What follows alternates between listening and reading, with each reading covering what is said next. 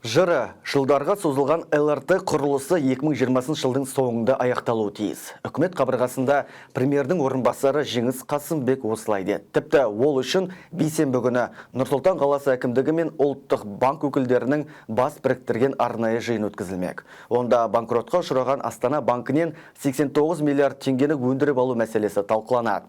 Әзірге проблемалық несиелер қоры арқылы қаржының 8,8 миллиард теңгесі ғана қайтарылған. Шашетектен шығын әкелген мега жобаны неге үкіметтің жапқысы жоқ?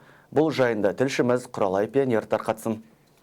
ЛРТ жер үсті жолы салынып біткенше біраз адамның жүйкесі жұқарып, шашы ағаратын сынды. Мәселен, жобаға басымен жауапты премьердің қос орынбасары Әлихан Смайылов пен Жеңіс Қасымбектің. Себебі үкімет мүшелеріне былыққа батқан жобаны бәрібір аяқтауға тапсырма берілген. Әйтпесе Қазақстанның өзгелерге күлкі болатын түрі бар. Шынында да жобаның құрылысы созылып кетті. Негізгі кедергі Астана банкінде бұғатталған ақша кесірінен туғаны анық.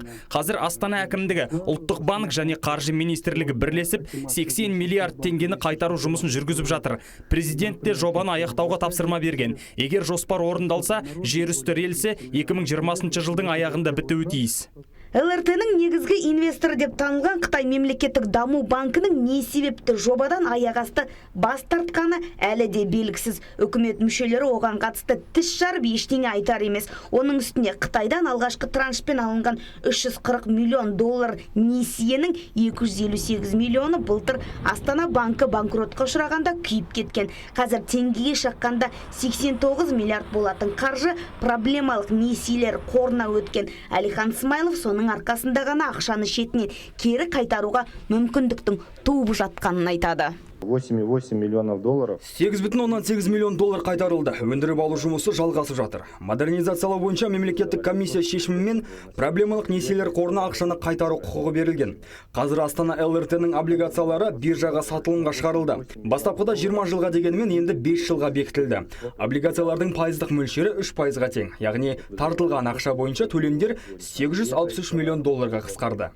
Жалпақ тілмен айтсақ, жаңа инвестор ішкі нарықтан ғана іздестіріліп жатыр. Тек оған шығыны көп жобаға ешкімнің де бас тігіп, ақша салғысы жоқ. Сондықтан үкімет ЛРТ-ның 1,5 миллиард долларға бағаланған облигациясын биржаға шығаруды ұйғарған. Зейнетақы қоры сатып алу мүмкін, Он от ұлттық банка бұл сұрақты қою керек. Кім сатып алады? Потому что это очень выгодная сделка. Потому что она гарантирована государством. Есть госгарантия. И абсолютно безрисковые бумаги. Қауіп тудырып тұрғаны да осы. Өйткені ашық нарыққа шығарылған құнды қағаздарды сатып алуға егер ерікті түрде инвестор табылмаса, зейнетақы қоры міндеттелу мүмкін. Ал онда қарттығына деп жинап жатқан 10 миллион 485 мың салымшының 9,9 триллион теңгесі жатыр. Қазірдің өзінде ЛРТ-ға мемлекет есебінен салынған 380 миллион доллар мен Қытай мемлекеттік даму банкінен 2,5% несиеге алынған 340 миллион доллар күйіп кетіп тұр. Шетелдік банкте алған ақшаны 3 жылдың ішінде қайтаруға Қазақстанға міндеттеме қойған. Ал жалпы Нұр-Сұлтандағы небәрі 22,4 шақырымды құрайтын жер үсті жолына 1,9 миллиард доллар шығындалу жоспарланған. Құралай Пионер, Азиз Саттиев, Атамекен бизнес арнасы.